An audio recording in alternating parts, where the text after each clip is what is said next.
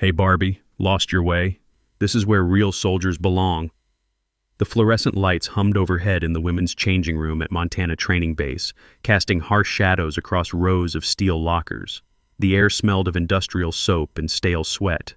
A crooked sign reading, "Under System Maintenance, Temporary Mixed Access," hung on the door, its corners peeling away from the metal frame. Sable Kincaid didn't flinch at the voice behind her. She continued folding her civilian jacket with mechanical precision, each movement measured and deliberate. Her brown hair was pulled back in a simple ponytail, and she wore plain logistics staff clothing that deliberately downplayed every curve, every hint of athletic build beneath the loose fabric. Sergeant Mercer stood in the doorway with 3 soldiers flanking him like wolves circling prey. He was 40 years old with the kind of physique that came from years of military discipline, though his eyes held something that had nothing to do with honor. The smirk on his face widened as he waited for a reaction that never came. Around them, approximately 12 people occupied the space. Some were male soldiers taking advantage of the maintenance excuse to use the facilities. Others were logistics staff and junior personnel who suddenly found reasons to busy themselves with their lockers, eyes fixed carefully on anything except the confrontation unfolding in the center of the room.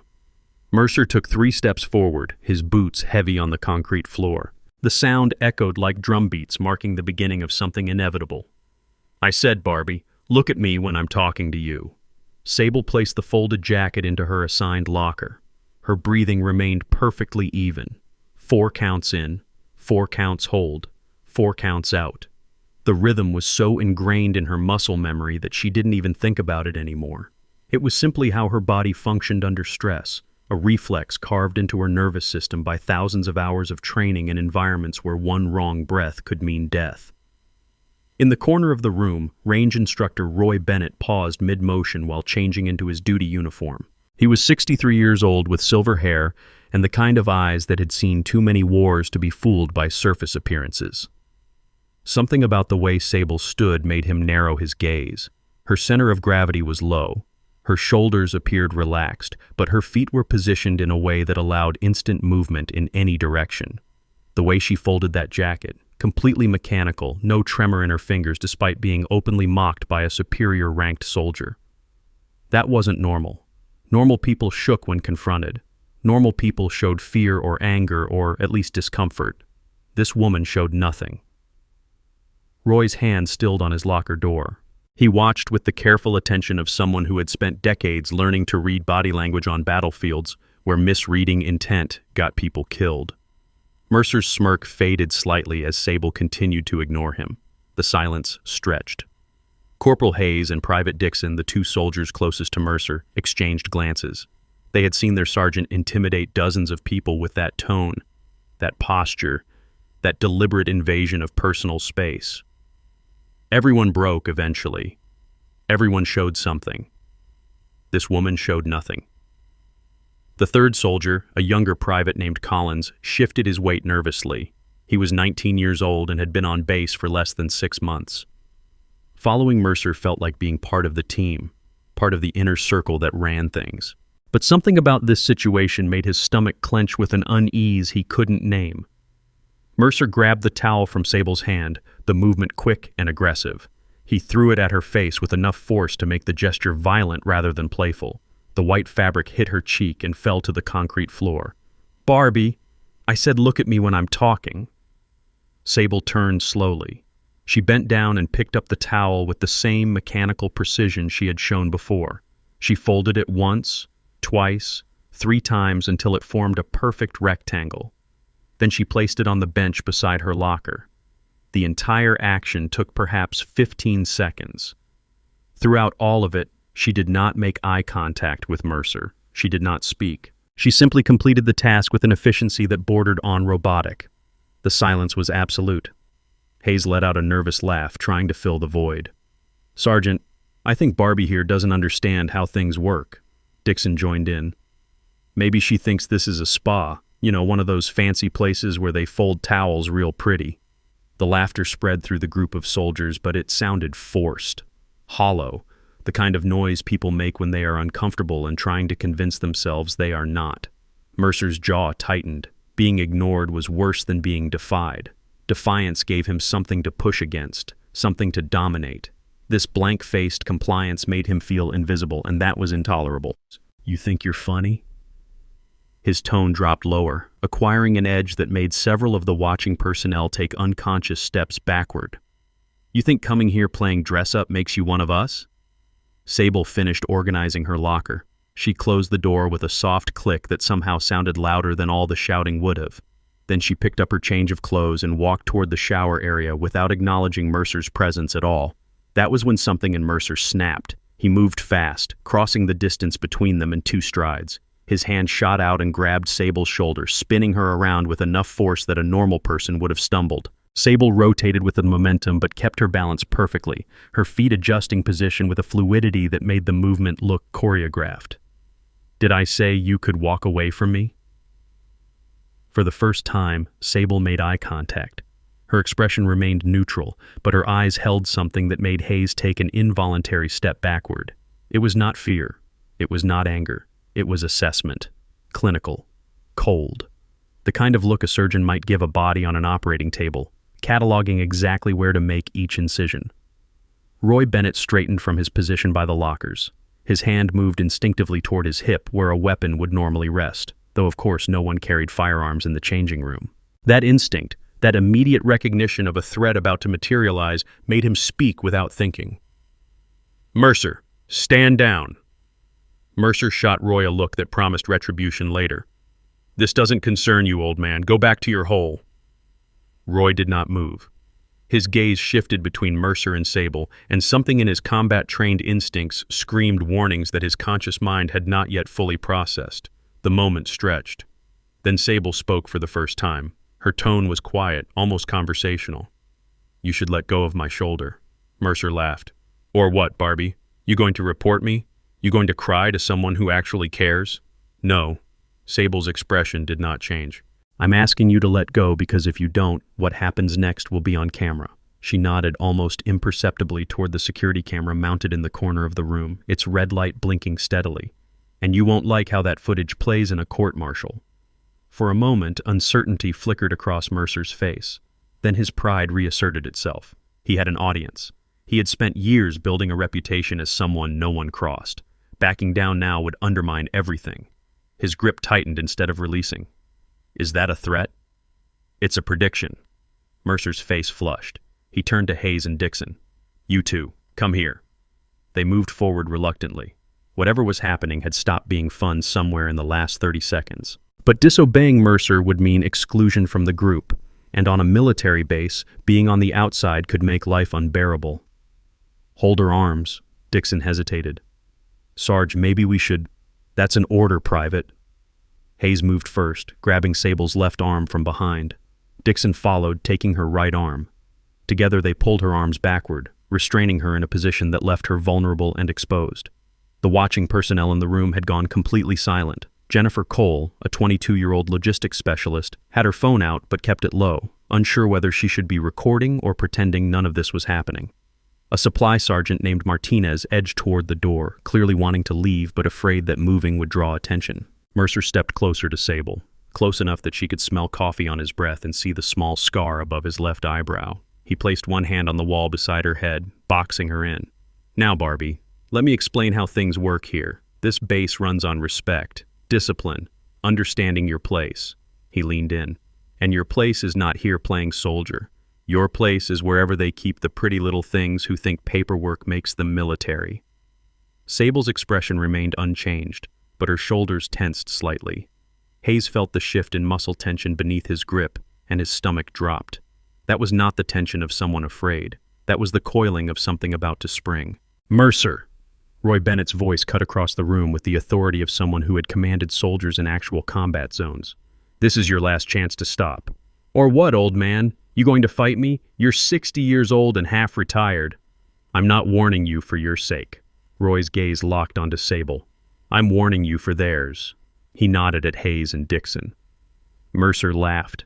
It was a sound full of contempt and absolute certainty in his own dominance.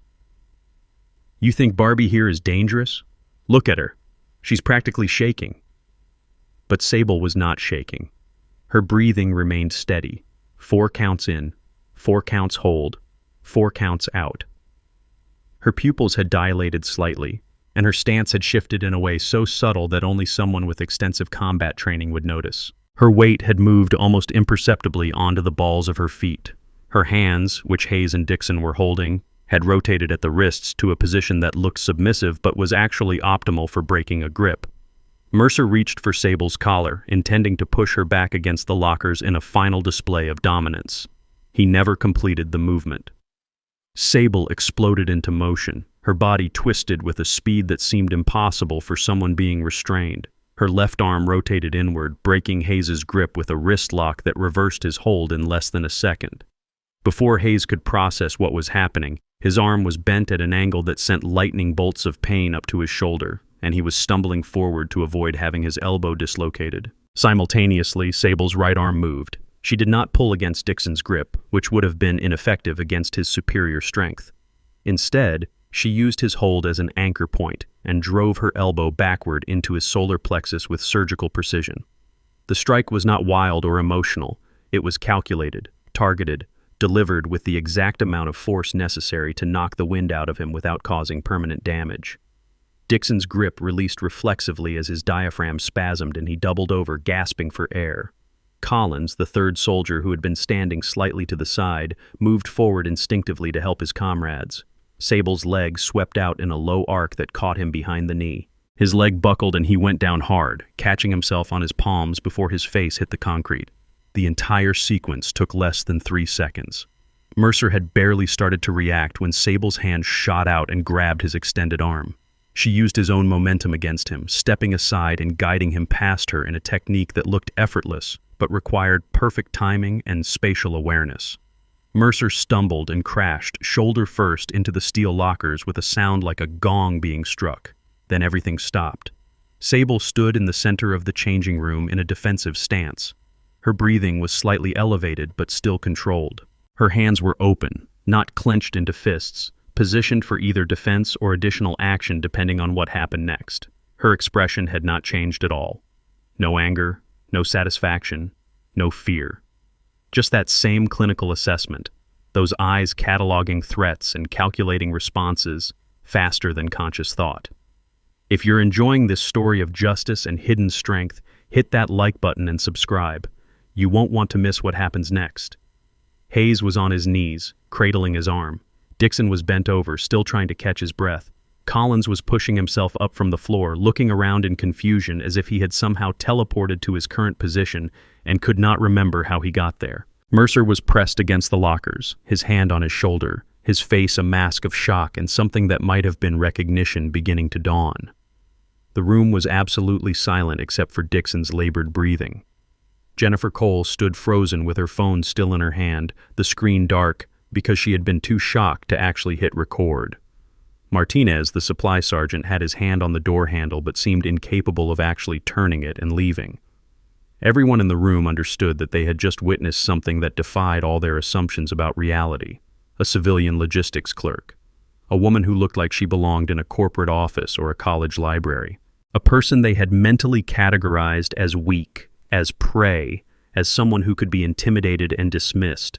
That person had just disabled 3 trained soldiers in the time it took to draw a breath. Roy Bennett remained standing exactly where he had been, but his posture had changed.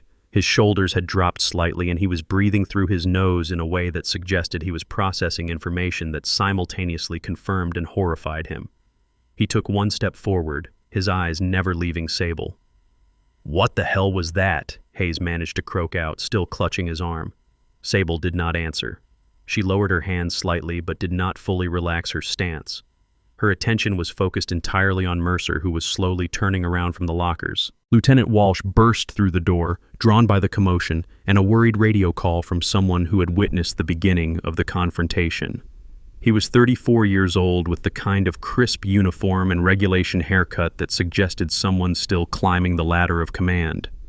His eyes swept the scene, taking in the 3 soldiers on the ground, Sable standing alone in the center and Mercer against the lockers. What is going on here? His tone carried the authority of someone who expected immediate answers and complete honesty. No one spoke for a long moment. Then Mercer pushed off from the lockers, his hand still on his shoulder. When he looked at Sable, All the contempt and mockery had drained from his expression, replaced by something that looked almost like fear. "That's impossible," he muttered. "You can't be." He took a step closer to Sable, his eyes searching her face with intensity that bordered on desperation. His voice dropped to barely above a whisper. 12 years ago. Kandahar. You were there. I know you were there." The room seemed to contract around those words. Hayes and Dixon looked at each other in confusion. Collins was still on the floor, too winded and disoriented to fully process what was happening. But Roy Bennett went absolutely still, his face draining of color as implications began cascading through his mind. Sable's expression changed for the first time since the confrontation began. It was subtle, just a slight tightening around her eyes, but it transformed her entire presence from neutral to something colder than the Montana winter outside. "You're mistaken," she said quietly.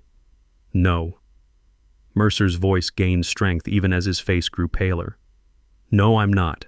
I saw your photo in a classified briefing, the SEAL team that extracted 4 officers from a Taliban ambush. The operation was supposed to be buried, completely off record, but I saw the after-action report because I was—" He stopped, his mouth working soundlessly for a moment. "You're Kincaid. You're Sable Kincaid." The name hung in the air like a bomb ticking down to detonation. Roy Bennett spoke, his voice rough with the kind of emotion that comes from seeing pieces of a puzzle suddenly snap into place. "SEAL? She's a SEAL?" Mercer was still staring at Sable, and recognition had fully dawned in his eyes, along with something that looked like horror. The woman SEAL who went into Kandahar province with a 4-person team and brought back targets that everyone else said were already dead.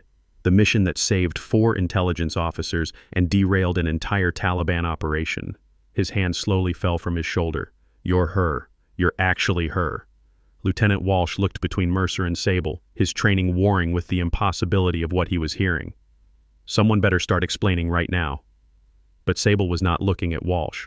Her gaze remained locked on Mercer, and when she spoke, her tone carried no emotion whatsoever. "You forgot my face." "But I never forgot yours." Mercer took an involuntary step backward. "Forgot? We met? When did we—" "Kandahar, 2013. Operation Copper Shield." Each word was crisp, precise, delivered with the care of someone setting charges on a demolition site. "You were part of the convoy that got ambushed. The one where command ordered everyone to evacuate and leave casualties behind because extraction was deemed too risky." The blood drained from Mercer's face completely. His hand moved to his chest as if he was having trouble breathing. Sable continued in that same emotionless tone. "There were 5 wounded soldiers left behind in that ambush. You were the only one who made it back to base without injury. The only one who didn't have a single mark on him despite being in a vehicle that took direct fire." "I don't know what you think you know on," Mercer started. "I know you ran." The words were quiet, but they cut through his protest like a scalpel through tissue. "I know you left your position while the rest of your unit was still under fire, and I know that one of the soldiers who died because no one came back for her was Corporal Leah Carter." The name seemed to physically strike Mercer. He flinched as if Sable had slapped him. Leah Carter. Sable took one step forward, and something in her posture made 3 soldiers in the room instinctively move away. The woman who was 24 years old, who had a mother in Ohio and a younger brother who idolized her, who bled out in the sand because the person next to her decided his life was worth more than hers. "That's not how it happened." Mercer's voice rose, desperation bleeding through. "You don't understand. The situation was impossible. Command ordered evacuation. We had no support, no air cover. Staying would have meant dying for nothing. Leah didn't die for nothing." For the first time, emotion crept into Sable's tone. Not rage, not grief, something colder and more permanent. "She died because someone made a choice, and I've spent 12 years trying to understand how someone makes that choice. How someone looks at another human being bleeding out and decides to save themselves instead." The room had become a theater, and everyone in it was frozen in their seats, unable to look away from the revelation unfolding. Roy Bennett moved forward slowly, his gaze fixed on Sable with new understanding. "You were part of the SEAL team that went back, the unauthorized rescue mission that Command tried to bury because it made them look bad for ordering the evacuation in the first place." Sable did not confirm or deny. She kept her attention locked on Mercer. "How many years did you search for me?" Mercer's voice had taken on a strange quality, halfway between fear and something that might have been guilt. How long have you been hunting me? I wasn't hunting you. I was investigating you. Sable reached up and pulled her sleeve higher on her right arm, revealing a dark mark on her shoulder that had been hidden by the fabric. 3 months ago, 2 female recruits disappeared from this base, Private Maya Torres and Private Amanda Lynn, 20 years old and 22 years old respectively, both last seen in your training rotation. Lieutenant Walsh straightened. That investigation is classified. How do you know about... Because I'm the investigator. The words fell like stones into water, sending ripples that would reach every corner of the room and beyond. Sable reached into the pocket of her civilian jacket, which still hung in her open locker. She pulled out a leather credential holder and flipped it open to reveal an official badge with her photo and a designation that made Walsh go rigid. Special Investigator Sable Kincaid, Naval Criminal Investigative Service. I've been embedded on this base for 3 months under civilian cover investigating the disappearance of 2 female recruits and suspected trafficking activity. She looked back at Mercer. And you've been my primary suspect from day one.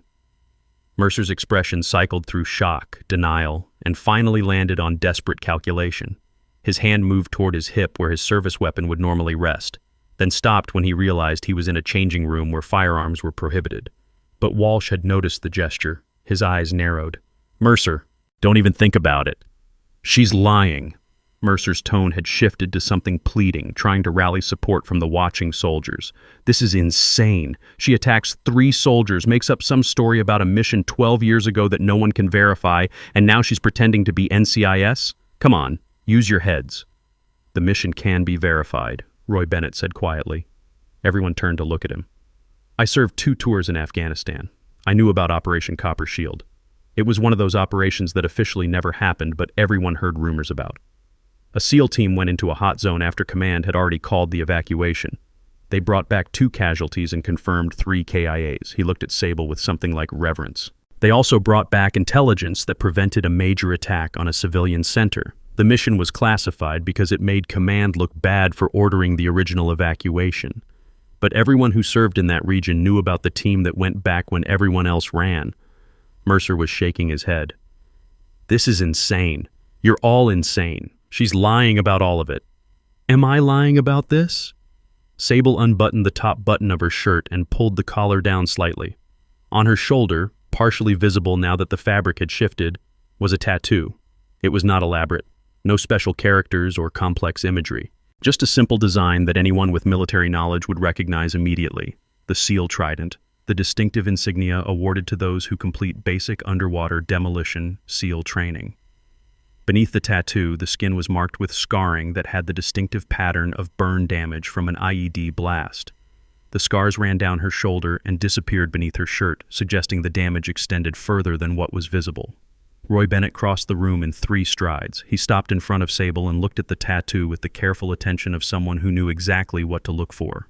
Real SEAL Tridents had specific details that were nearly impossible to forge. The placement, the proportions, the way the ink settled into skin that had been through brutal training. That's authentic, he said, his tone carrying absolute certainty. I served with SEAL Team 7 in Fallujah. I've seen enough of these to know the real thing. He looked at Lieutenant Walsh. Sir, whatever else is going on here, this woman is exactly who she says she is. Walsh pulled out his radio. This is Lieutenant Walsh. I need military police backup at Building 7 changing facilities immediately. And someone get me a line to the base commander right now. Mercer backed up until he hit the lockers again. His eyes darted around the room like a trapped animal looking for escape routes. You can't prove anything. Whatever you think you know, whatever you think you have on me, it's all circumstantial. I have your phone records showing 17 calls to a burner number in the 3 days before Maya Torres disappeared, Sable interrupted calmly. I have surveillance footage of you following Amanda Lynn from the mess hall to the barracks the night before she was reported missing. I have testimonies from 6 female recruits about inappropriate behavior and threats you made when they rejected your advances. And I have a recording of every word you said in the last 15 minutes, including your implicit admission that you were at Kandahar and your reaction when I mentioned the names of the missing soldiers. She pulled her collar back further, revealing a small device taped to her skin just below her collarbone. It was barely larger than a button, but the small red light blinking on its surface indicated it was active. I've been wearing a wire since the day I arrived on this base. NCIS has every conversation I've had, every interaction with potential suspects, and every piece of evidence I've collected cataloged and backed up on secure servers. She looked at Mercer with those cold, assessing eyes. You're not getting out of this. The only question now is what happened to those girls and whether they can still be saved. The door burst open and 4 military police officers entered with weapons drawn. Behind them, Agent Ramirez from NCIS appeared, flashing his credentials to Lieutenant Walsh. Special Agent Ramirez, NCIS, I'm here to take custody of Sergeant Mercer for questioning in connection with the disappearance of 2 federal personnel. Mercer's face had gone gray. He looked at Sable with an expression that mixed hatred, fear, and something that might have been pleading. You don't understand. They were going to report me. They were going to ruin my career over nothing, over conversations, over harmless jokes. I had to protect myself. I had to... Where are they? Sable's question cut through his rambling. Where are Maya Torres and Amanda Lynn? Mercer's mouth opened and closed. Then something changed in his expression, a kind of desperate calculation as he realized he had nothing left to lose. There's a third one, he whispered. Private Jen Huang. She's in a storage unit off Route 17. You have maybe 6 hours before... He stopped. I'm not saying anything else without a lawyer. Agent Ramirez was already on his radio, calling in coordinates and requesting an immediate rescue team. The MPs moved forward to restrain Mercer, and this time he did not resist. The fight had gone out of him completely, leaving only a hollow man facing consequences he had probably convinced himself would never come. As they led him toward the door, Mercer looked back at Sable one last time. 12 years, he said, his voice barely audible. You waited 12 years for this. Sable's expression did not change. I didn't wait. I worked. And every day of those 12 years, I made sure I would be ready when I found you. The door closed behind them, leaving the changing room in stunned silence. Lieutenant Walsh looked at Sable with an expression that suggested he was recalculating everything he thought he knew about reality. Special investigator, I'm going to need a full briefing on this investigation, and someone from JAG is going to want to discuss the legality of your undercover operation and the use of force in self-defense. Of course, sir. I have complete documentation of the investigation, including approval from the Judge Advocate General's office for my cover identity and authorization to record conversations as part of the criminal investigation. Sable began buttoning her shirt back up, covering the wire and the tattoo. I'll need to coordinate with Agent Ramirez on the rescue operation for Private Huang, and then I'm at your disposal for debriefing. Walsh nodded slowly. For what it's worth, investigator. Thank you. If what you've said is true, you've just saved a young woman's life and brought justice for 2 others. He paused. I'm sorry you had to endure what happened here today to get the evidence you needed. I've endured worse, sir. The simple statement carried more weight than any dramatic speech could have. The room began to clear as soldiers filed out, most of them looking like they had just witnessed something that would require serious processing time. Hayes and Dixon were helped to the medical bay by fellow soldiers, both of them still looking stunned. Collins left quickly, his face pale. Jennifer Cole approached Sable cautiously. Ma'am, I know I should have done something. When Mercer started threatening you, I just froze. I'm sorry. Sable looked at the young woman and her expression softened slightly. You didn't freeze. You stayed. You witnessed. That matters more than you think. If you'd tried to intervene, Mercer might have hurt you too, and then I would have had to end this operation early without enough evidence to ensure a conviction. By staying and watching, you helped make sure justice could be served. Jennifer nodded, tears gathering in her eyes. Is it true? Are you really a SEAL? I was. The training and instincts remain. But I'm NCIS now. Sable picked up her change of clothes from where she had dropped them during the confrontation. If you or anyone else on this base experiences harassment or intimidation, there's going to be a new reporting system implemented. Anonymous, protected, and directly connected to NCIS oversight. What happened here today should never have been possible in the first place. Roy Bennett had remained in the room, leaning against his locker with his arms crossed. When Sable glanced his way, he gave her a nod of respect that needed no words. Fallujah, he said simply. 2004. I saw a SEAL team extract a captured journalist from a building that Intel said was empty, but was actually being used as a staging ground for an ambush. They went in outnumbered 5-1 and came out without a scratch. Watching you move just now reminded me of that, He paused. How long were you in? 12 years active duty, 3 more in an advisory capacity. Then I transitioned to NCIS because I realized I could do more good investigating the crimes that happen within our own ranks than I could operating overseas. And Leah Carter? Sable's expression closed off slightly. She was my best friend, my swim buddy during Bud's training, the person who convinced me I could actually make it through Hell Week when I was ready to quit. She looked down at her hands. She saved my life at least 3 times during our deployment, and I wasn't there when she needed me to return the favor. I arrived with the rescue team 2 hours after she bled out because someone decided his life was more valuable than hers. The words hung in the air, heavy with grief that had calcified into determination over 12 years. For what it's worth, Roy said quietly, I think she'd be proud of what you did today.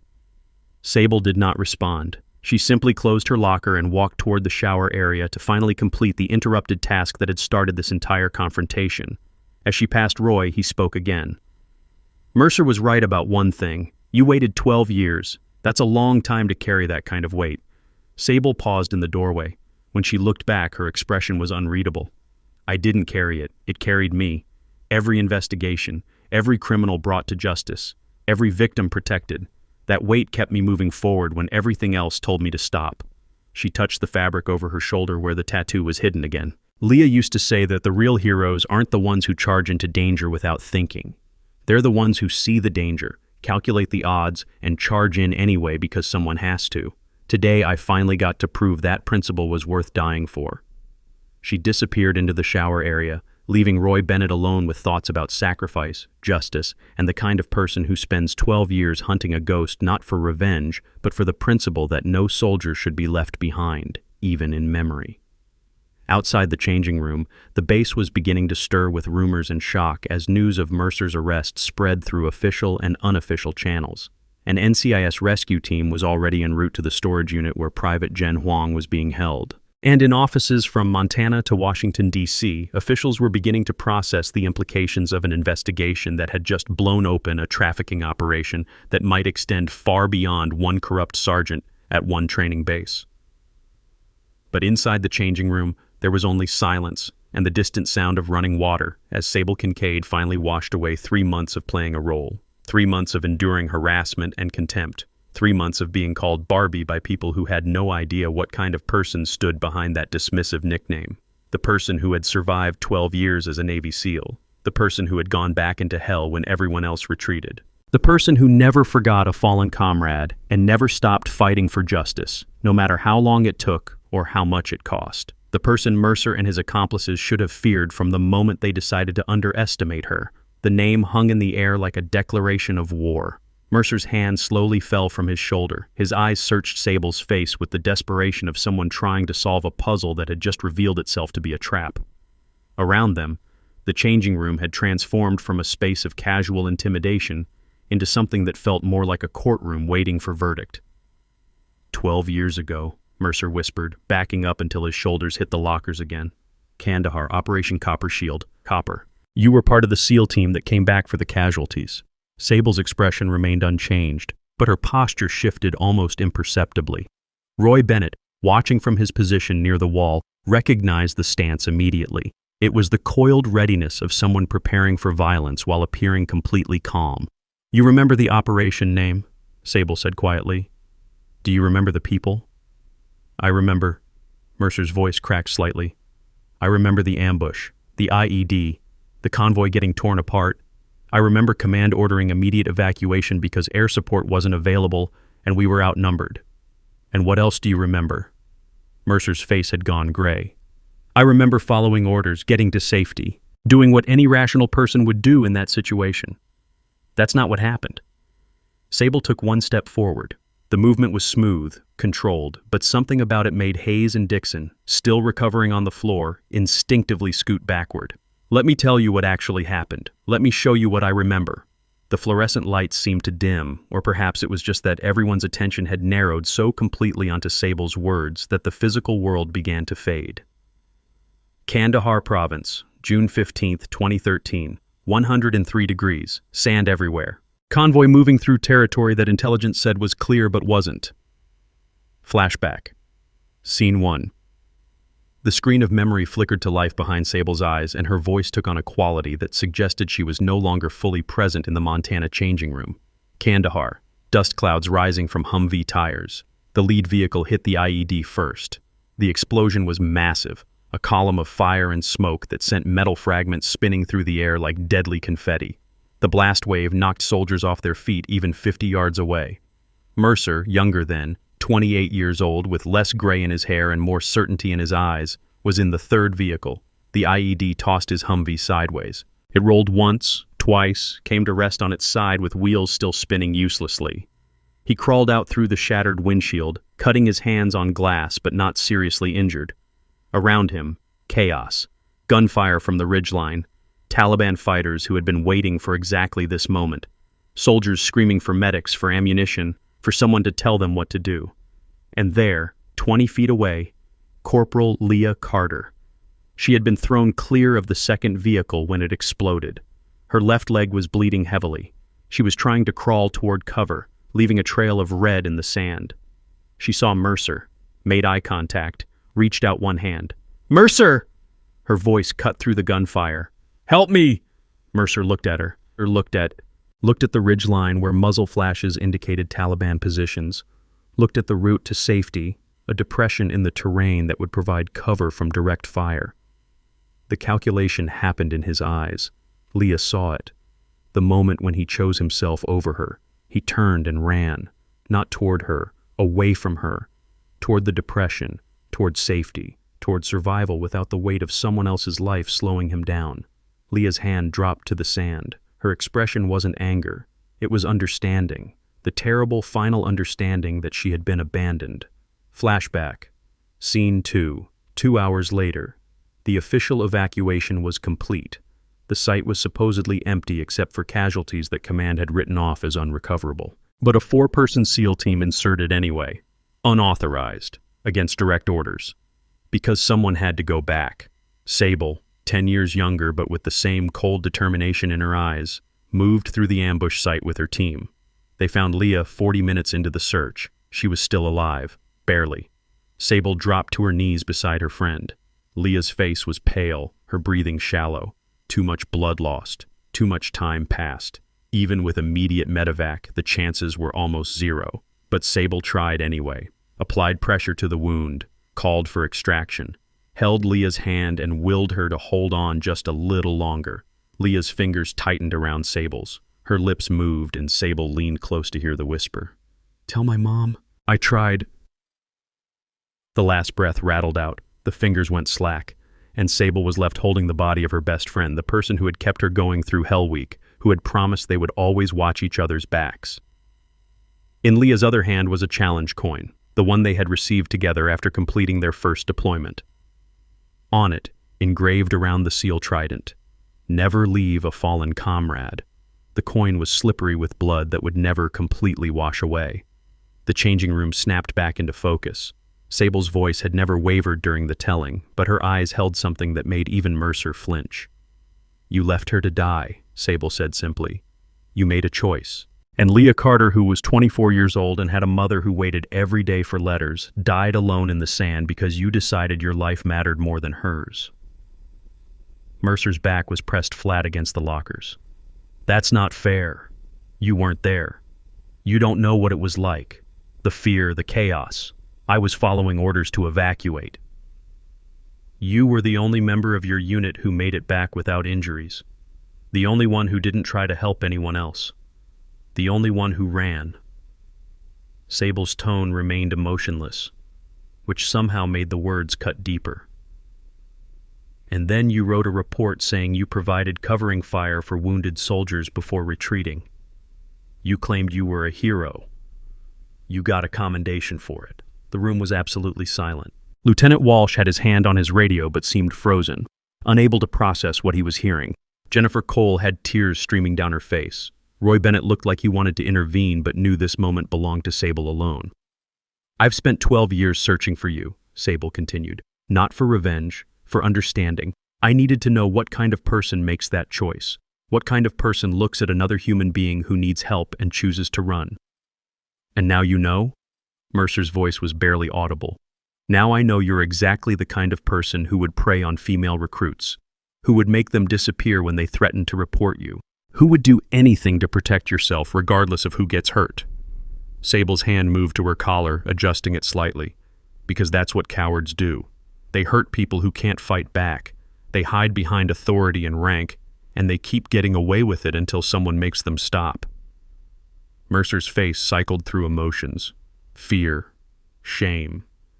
And then, as those emotions became unbearable, they transformed into rage, the kind of rage that comes from being cornered with no way out except through violence. His hand dropped to his hip, to the service weapon that shouldn't have been there because firearms were prohibited in the changing room. But Mercer had been carrying it anyway, hidden under his uniform jacket, because that's what guilty people do. They prepare for the moment when their crimes catch up to them. The weapon cleared the holster. "Mercer, no!" Roy Bennett's voice cracked like a whip. "Put the weapon down!" Lieutenant Walsh was moving, his hand reaching for his own sidearm. "Drop it! That's an order!" But Mercer wasn't listening. His world had narrowed to Sable and the desperate need to make her stop talking, stop looking at him with those eyes that saw exactly what he was. "Louis Lai!" The words came out in a mixture of English and panic. "You don't know what you're dealing with. You don't know who I am, what I'm capable of." Sable looked at the weapon pointed at her chest. Then she looked at Mercer. When she spoke, her tone was conversational, almost gentle. "A weak man who ran from Taliban fighters is now pointing a gun at a woman. You're right. I didn't know what you were capable of. But now I do. You're capable of exactly what cowards are always capable of: hurting people who can't hurt you back." Mercer's hand tightened on the grip. His finger moved to the trigger. "I'm warning you. One more word and I'll—" He pulled the trigger. The sound that should have been a gunshot was instead a hollow click, a misfire. The weapon had jammed, probably from poor maintenance or a defective round or simple mechanical failure at the worst possible moment. Mercer's eyes widened in disbelief. He pulled the trigger again. Another click. And in that fraction of a second when his attention was on the malfunctioning weapon, Sable moved. She covered the distance between them faster than anyone thought possible. Her left hand shot out and made contact with Mercer's wrist, forcing the gun barrel away from her body and toward the ceiling. A textbook disarm technique executed with the precision of someone who had practiced it 10,000 times until it became pure reflex. Before Mercer could react, Sable's right elbow drove into his chest. The strike was targeted, precise, designed to knock the air from his lungs without causing permanent damage. Mercer's grip on the weapon loosened. Sable twisted his wrist, and the gun clattered to the concrete floor. Her leg swept behind his knee in a motion so smooth it looked choreographed.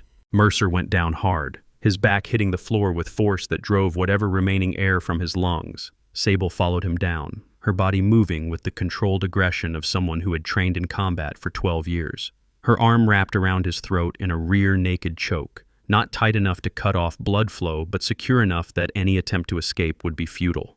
Her knee pressed against his spine for additional control. Mercer was completely immobilized, unable to move without risking serious injury to himself. The entire sequence had taken less than 5 seconds. Roy Bennett was the first to move, kicking the fallen weapon away from Mercer's reach and securing it. Lieutenant Walsh was on his radio, calling for military police backup with urgency that bordered on panic. Sable leaned close to Mercer's ear and whispered something only he could hear. "I didn't come here to hurt you.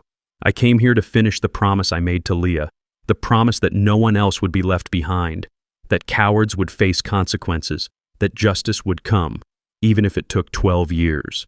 If you're watching this story about courage and accountability, hit that subscribe button and turn on notifications. Real justice is worth the wait." The door burst open.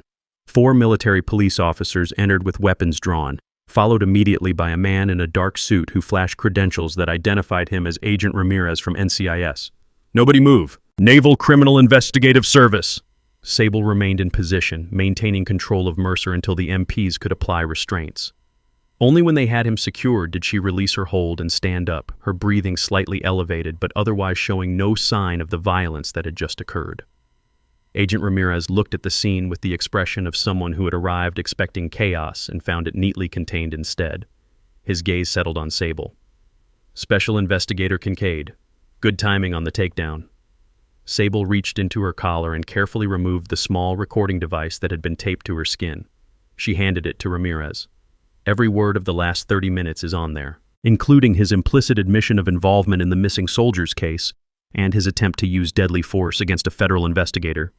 Ramirez nodded and turned to the MPs. Read him his rights, federal custody, transport him directly to the detention facility and place him under suicide watch. As the MPs lifted Mercer to his feet, his eyes found Sable one more time. The rage had burned out, leaving only desperation. You lied to me, his voice cracked. You were there in Kandahar. You saw what happened. You could have reported me then. You could have ended my career 12 years ago. Why wait? Why let me think I got away with it? I didn't know who you were then. The after-action reports didn't include names of survivors. Command buried the whole operation to avoid embarrassment. It took me 8 years just to identify which unit was involved, another 3 to track down survivors and match them to current postings, and the last year to confirm you were the one who ran. Sable's expression didn't change. But even if I had known immediately, I would have waited, because I needed you to show me who you really were. I needed proof that Kandahar wasn't a one-time mistake, that you were fundamentally someone who hurts people when you think no one is watching. The missing soldiers, Mercer whispered. You think I killed them. I don't think. I know. Ramirez pulled out his phone and held it up so Mercer could see the screen. We have your phone, Sergeant. We've already cracked the encryption. Every text message, every call log, every deleted photo. On the screen was a text message thread. The most recent message, sent just 2 hours earlier, bring the third girl to the disposal site tonight. Make it clean. The blood drained from Mercer's face completely. That message went to a burner phone, Ramirez continued.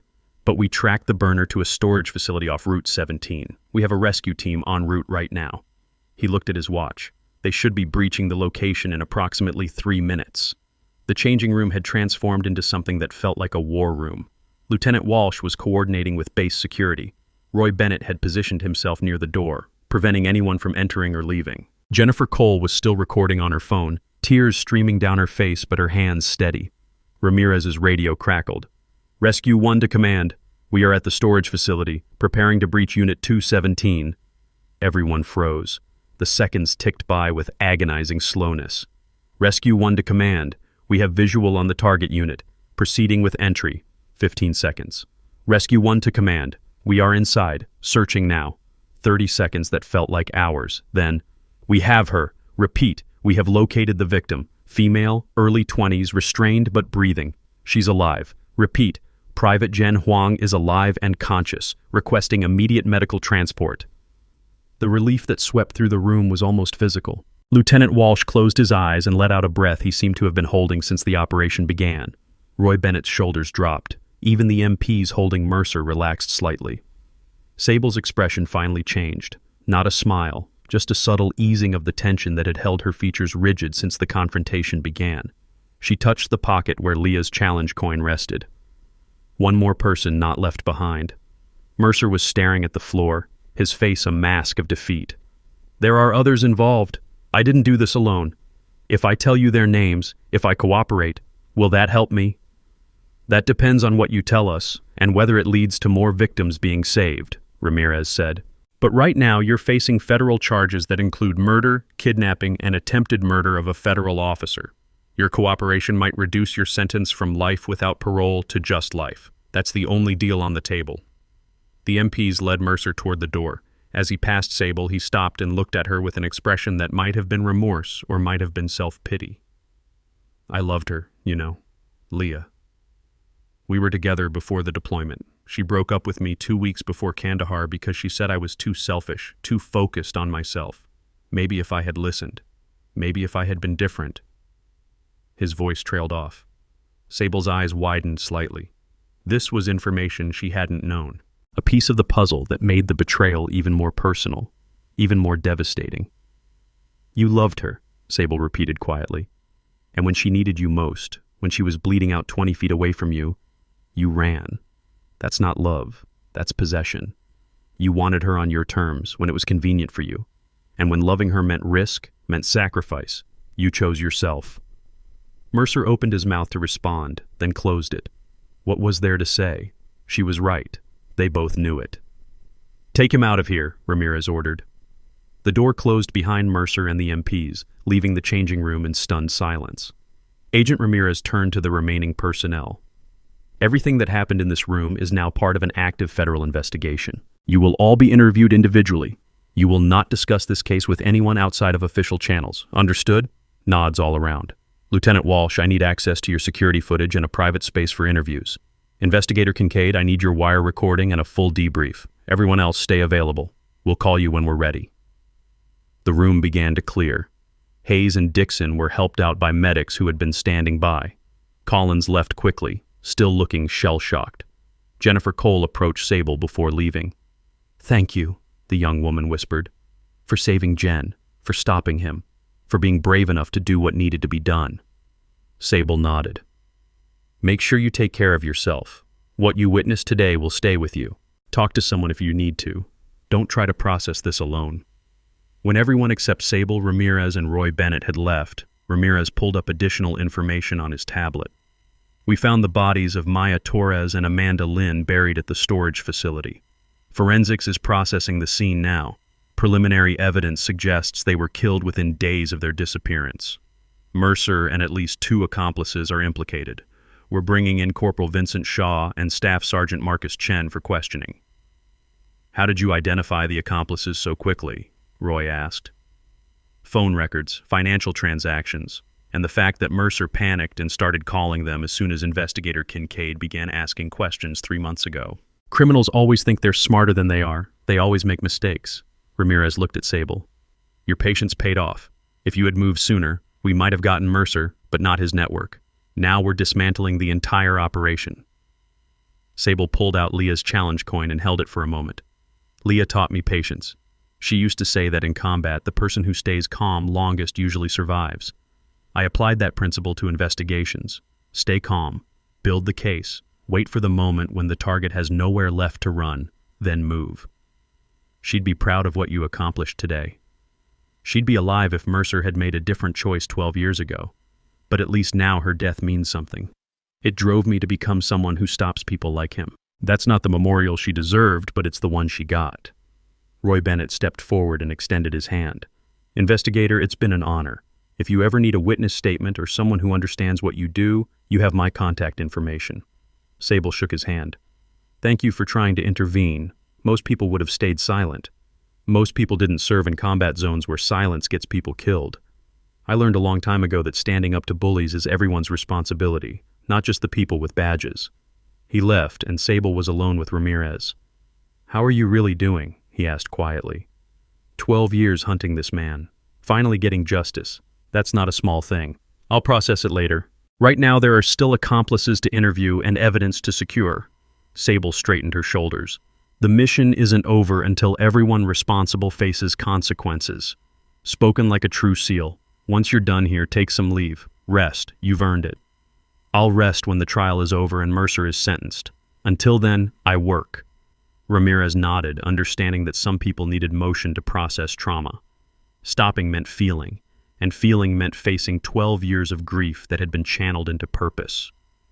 Want to see more stories about real courage and hidden strength? Like this video and subscribe for more content that honors those who serve. 3 days later, Sable stood outside the county hospital where Private Jen Huang was recovering. She had a victim advocate and a female liaison officer with her, prepared for an interview that would be difficult but necessary. Jen was 23 years old with dark hair and eyes that had seen too much in the past week. When Sable entered the hospital room, those eyes filled with tears. "You're the investigator, the one who found me. I'm one of many people who worked to bring you home safely. How are you feeling?" "Alive, which is more than Maya and Amanda got." Jen's voice broke. "They told me you found them, that they've been dead for months while I thought, maybe, somehow, they were still okay." Sable sat in the chair beside the bed. "I'm sorry we couldn't save them, but we stopped the people responsible. They'll face justice for what they did. Because of you. Because you were brave enough to go undercover and let them think you were just another target." Jen wiped her eyes. "The liaison told me you're a Navy SEAL, that you've been investigating Mercer for months. Former SEAL, current NCIS investigator. And yes, it took months to build a case strong enough to ensure convictions. I'm sorry you had to endure what you did while we worked. Don't apologize. You saved my life. That's all that matters. They talked for 30 minutes. Gentle questions about timeline, about the people involved, about evidence that might help ensure convictions. Jen answered everything with the courage of someone who had survived hell and refused to let it define her. When the interview concluded, Jen reached out and took Sable's hand. Will you come to the trial? When it happens, I want to see your face when they sentence him. I want him to see both of us and know he failed. I'll be there, I promise. 2 weeks later, Sable stood in the evening light outside her temporary quarters, a packed duffel bag at her feet. The Montana investigation was concluded. Mercer and his 2 accomplices were in federal custody awaiting trial. The base had implemented new security protocols. Victim advocacy programs had been established. Her work here was done. Her phone buzzed. The number had a Washington, D.C. area code but no caller ID. She answered. Investigator Kincaid, Tower 4 sends regards. I'm listening. Fort Bragg, 3 female soldiers missing over 6 months. 2 confirmed deceased, 1 still unaccounted for. Local investigation has exhausted all leads. We need someone who can work undercover and find answers before we lose the 3rd victim. Sable looked at the sunset painting colors across the Montana sky. She thought about Leah's challenge coin in her pocket, about Jen Huang recovering in a hospital, about Maya Torres and Amanda Lynn finally getting justice, about the 3rd soldier at Fort Bragg who was still out there, still waiting for someone to find her. When do I leave? Tomorrow morning. Briefing materials are being sent to your secure email now. Cover identity will be similar to Montana. Logistics specialist, civilian credentials, the usual approach. Understood. I'll review the materials tonight and be ready to deploy at 0600 hours. Investigator, off the record. Command wants you to know your work is appreciated. 17 cases closed, 0 failures. That's unprecedented. I don't do this for appreciation. I do it because someone has to, and because I made a promise 12 years ago that I would never let anyone else get left behind. We know. That's why we keep calling you. Tower 4 out. The line went dead. Sable picked up her duffel bag and walked across the parade ground one last time. Private Carla James was jogging with her unit, and she broke formation briefly to wave at Sable. Sable nodded back, then continued toward the parking lot where a government vehicle waited to take her to the airport. Behind her, the Montana base continued its evening routine. Soldiers training, vehicles moving, life going on as it always did. Ahead of her, Fort Bragg, another base, another investigation, another chance to prove that promises kept their value even when they took years to fulfill. She climbed into the vehicle and closed the door. As it pulled away from the base, she looked back one more time at Building 7, where a changing room had become a courtroom and justice had finally caught up to a coward who had run for 12 years. Post-credit scene. Naval Criminal Investigative Service Headquarters, Washington, D.C., 2 weeks after Montana. Agent Ramirez walked through corridors with plaques commemorating fallen agents and operations that would never be declassified. He stopped at an office with frosted glass doors and a nameplate that read Director Sarah Chen. He knocked once and entered. Director Chen was a woman in her early 50s with silver hair pulled back in a severe bun and eyes that had seen every kind of crime humans could commit against each other. She looked up from paperwork as Ramirez entered. Agent, I assume you're here about the Montana case. Yes, ma'am. Full convictions on all 3 defendants. Mercer got life without parole. Shaw and Chen got 25 and 30 years respectively. The judge called it one of the most disturbing cases of institutional betrayal he had ever presided over. Good. And Investigator Kincaid? Already deployed to Fort Bragg. Started her new cover identity yesterday. Initial reports suggest she's integrated smoothly into the logistics department. Director Chen pulled a file from her desk and opened it. On the top page was Sable's photo and service record. How many cases has she closed now? 17, ma'am. 0 failures. Every investigation results in federal convictions, every victim either rescued or given justice through prosecution. She's the most effective investigator we've had in 20 years. And the most costly. She doesn't take vacations, doesn't form attachments, lives completely for the work. That kind of dedication eventually burns people out. With respect, ma'am, I don't think she's at risk of burnout. This isn't just a job for her. It's a mission, a promise she's keeping to someone who died 12 years ago. As long as there are victims who need saving, she'll keep working. Director Chen studied the file for a long moment. Send her the Fort Bragg assignment officially. Full support, whatever resources she needs. And Agent Ramirez? Ma'am? Tell her we're grateful. People like her are why this institution still means something. I'll pass that along, ma'am. Ramirez left the office. Director Chen remained at her desk, looking at Sable's file, at the commendations for valor, at the mission reports that read like action novels, at the investigation success rate that defied statistical probability. She closed the file and placed it in a drawer marked Operation Silent Guardian. Then she returned to her paperwork, knowing that somewhere in North Carolina, a woman who looked like easy prey was already hunting predators who had no idea what was coming for them. The screen faded to black. White text appeared. They called her Barbie. They had no idea they had just confronted a Navy SEAL who survived hell and came back to make sure no one else got left behind. A final image. Leah Carter's challenge coin resting on a desk beside an NCIS badge, worn, blood-stained, but still carrying the words that had guided 12 years of justice. Never leave a fallen comrade. Every soldier carries a story that few ever hear. Listen with your heart. Thank you for staying and watching. Subscribe to MVB Story for more.